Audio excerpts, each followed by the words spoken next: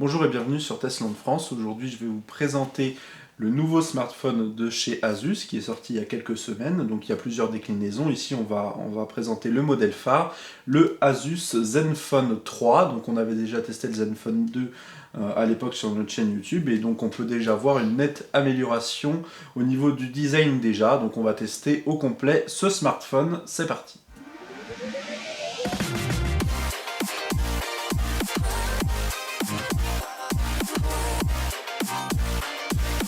Donc on peut voir la boîte du Zenfone 3 avec à l'intérieur donc une prise secteur donc qui sera assez grosse vu qu'elle sera en recharge rapide, le câble USB vers USB type C, donc ça c'est un bon point car du coup on pourra le recharger en le branchant dans les deux sens, et aussi ce sera un petit peu plus solide que le micro USB. Un petit manuel d'utilisation et les écouteurs que vous pouvez voir dès à présent.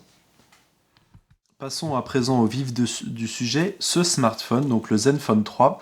Alors, il existe plein de versions différentes, mais pour le Zenfone 3 normal, précisément, celui-là, la version de la cœur de gamme de ces Zenfone, c'est la version ZE520KL. Donc en gros, il y a la version en 5,2 pouces, l'écran en 5,2 pouces comme celle-ci, et il y aura la même version à 20 ou 30 euros de plus, qui sera en 5,5 pouces, donc un écran un peu plus grand, du coup un smartphone légèrement plus grand, mais ce sera à peu près, ce sera les mêmes choses, hein, techniquement tout ça, il y aura juste la taille et du coup l'écran qui sera légèrement plus grand, ça reste du Full HD, etc. Donc, ce smartphone déjà physiquement, on aura du verre à l'avant et à l'arrière. On aura donc deux dalles de verre en Gorilla Glass donc, qui seront protégées contre les rayures. Donc on va déjà faire la face avant. On a notre écran donc de 5,2 pouces sur cette version-là en Full HD, donc 1920 par 1080. C'est un écran IPS qui a du coup une assez bonne résolution et qui a aussi une très bonne luminosité. On en reparle juste après. Au-dessus, on aura le capteur de luminosité et de proximité, la caméra avant de 8 millions de pixels avec un angle assez grand, ce qui sera pas mal pour voir pas mal de monde quand vous êtes en train de faire un selfie, le haut-parleur ici à l'avant, et en dessous, donc on aura qui se fondra dans le décor, les boutons tactiles qui ne seront pas sur l'écran mais du coup en dessous, les boutons d'Android, donc le bouton Home, le bouton des menus et le bouton précédent d'Android que j'aurais peut-être préféré de ce côté-ci vu que c'est plus pratique quand on le tient dans la main de faire précédent au lieu d'aller jusque là-bas vu que c'est un bouton qu'on utilisera normalement plus que ce bouton-là. Donc voilà pour l'avant, donc tout se fond dans la masse dans cette surface en verre et c'est du verre en 2,5D, donc l'écran n'est pas incurvé, mais le bout du verre tout autour, les finitions sont vraiment exemplaires et du coup le verre sera légèrement courbé sur les bords, donc ça en fait quelque chose de vraiment très design. On a ça aussi sur les iPhones. Donc là vous voyez la couleur, donc parce qu'il est blanc et donc légèrement grisé sur les côtés. Donc il y aura trois coloris différents pour ce smartphone.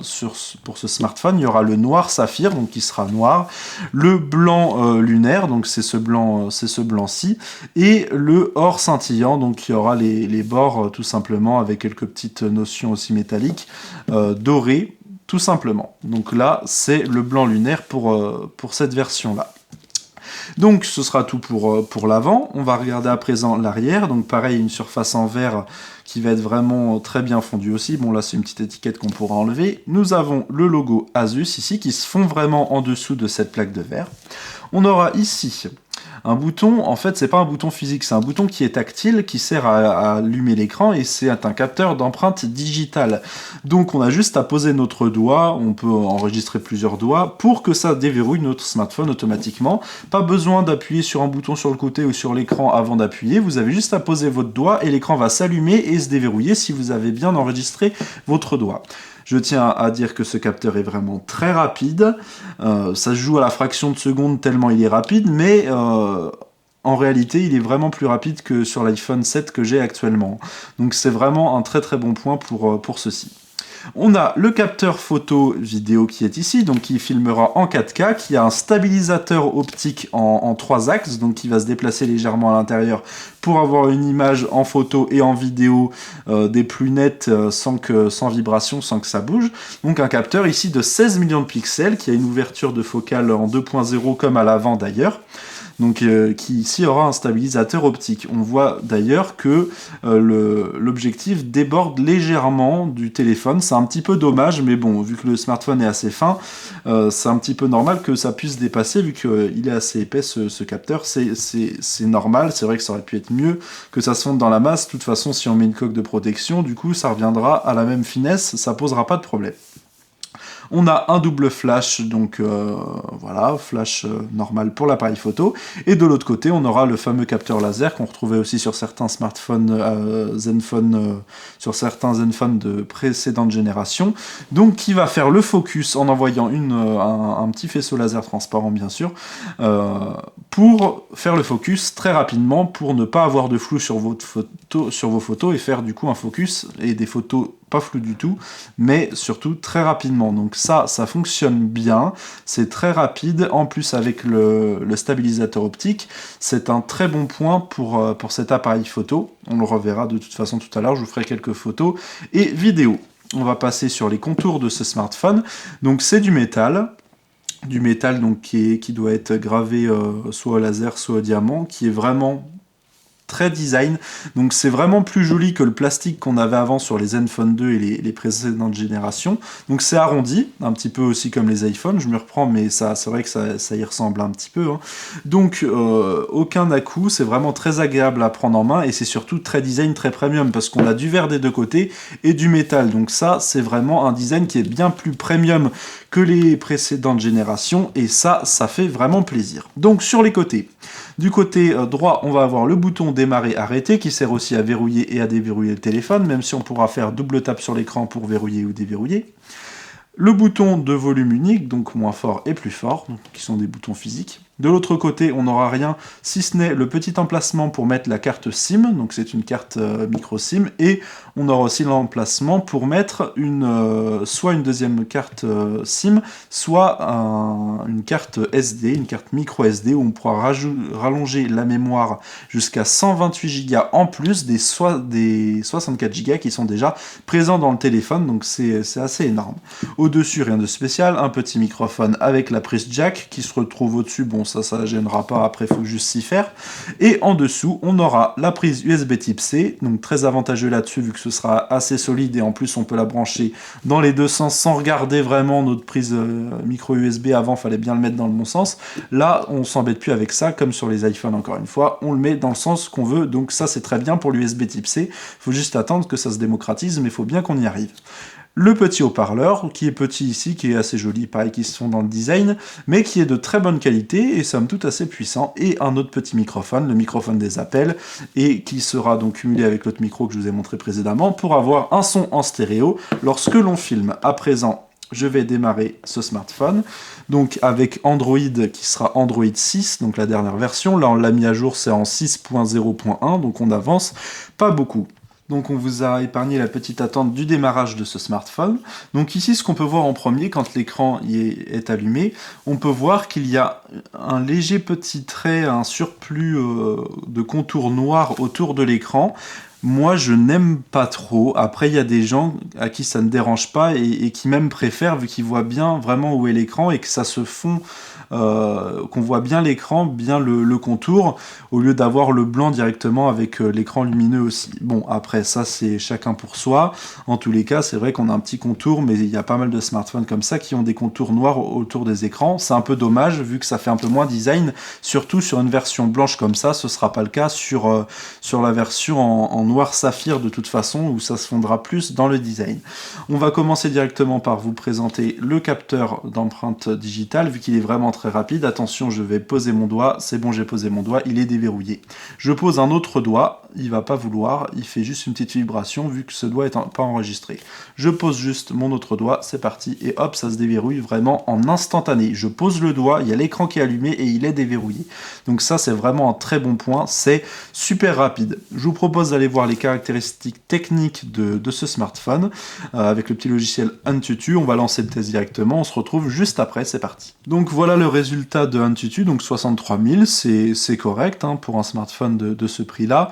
Donc là, on est sur du 379 € et ce sera 399 € pour la version en 5,5 pouces contre 5,3 pouces.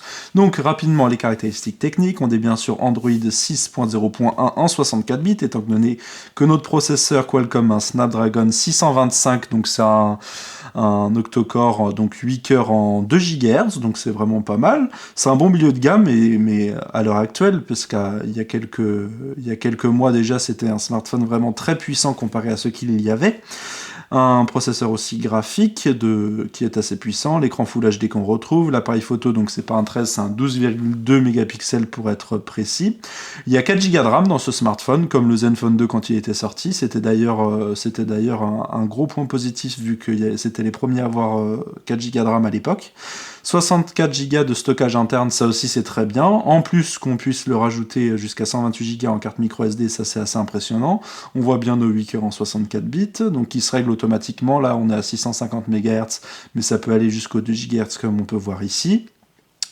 Donc voilà, au niveau des pixels par pouce, on est à 480, les 8 mégapixels de l'avant, etc. On retrouve ce qu'on avait vu précédemment. Hop là. Au niveau de la batterie, donc c'est une batterie qui est de 2650 mAh, donc ça vous tiendra la journée, c'est pas exceptionnel, mais c'est loin d'être le pire des smartphones au niveau de l'autonomie, vu qu'il consomme pas trop malgré sa batterie moyenne, on va dire. Donc, on va aller tester quelque chose d'autre. On va mettre une petite vidéo. On va mettre une vidéo en 4K. On va se faire plaisir. Hop, pour voir un petit peu la qualité de l'image de cet écran qui sera en 500 candela par mètre carré. Donc, une très bonne luminosité. Donc là, on va avancer un petit peu la vidéo. Hop là. Donc on peut voir ici, mettons, les petites fourmis qui se déplacent. Donc les couleurs sont assez naturelles, de bonne qualité. L'écran IPS, l'avantage c'est que du coup, on a un très bel angle de vue. Comme ça, vos voisins peuvent lire les SMS que vous êtes en train d'écrire en direct. C'est pas forcément un bon point. Mais voilà, donc un écran de bonne facture, avec des belles couleurs, très lumineux, donc ce qui est bien, c'est quand vous êtes en plein soleil dehors, vous verrez quand même votre écran, et ça c'est pas négligeable. Ça pourrait être un point négatif sur notre téléphone, là il n'y a pas ce point négatif là, vu qu'on voit très bien. L'écran Full HD est amplement suffisant, sachant qu'il est de bonne qualité, donc ce sera la même chose sur du 5,2 pouces que sur la version en 5,5 pouces pour ce smartphone. Le son, on va augmenter un petit peu pour vous montrer vite fait, même si avec le microphone de la caméra ce sera pas exceptionnel.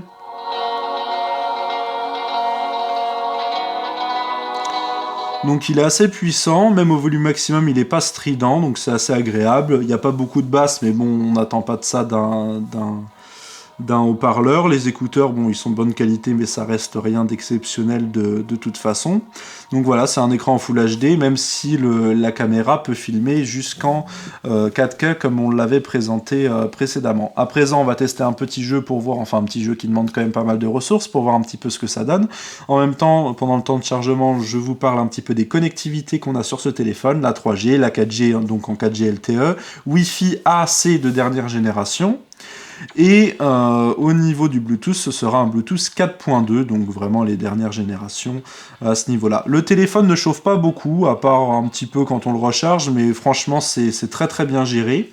Donc il a une portée, une tenue vraiment agréable.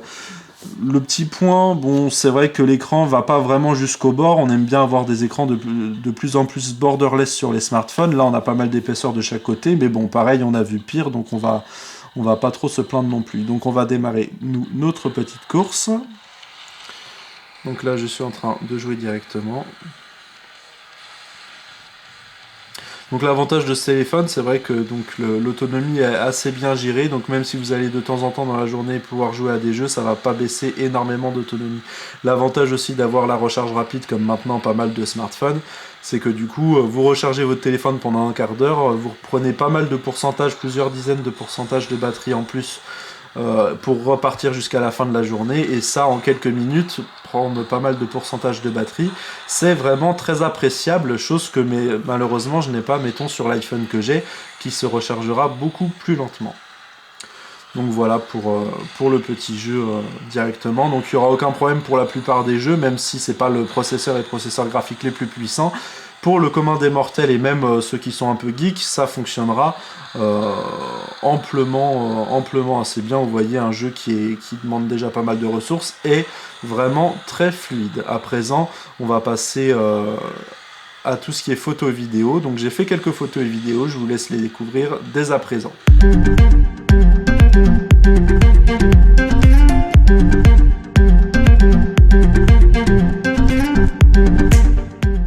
Voilà ce que ça donne donc en mode selfie, donc qualité vidéo à l'avant qui a l'air vraiment très sympa, qui s'adapte automatiquement à la luminosité. Là on est en fin de journée.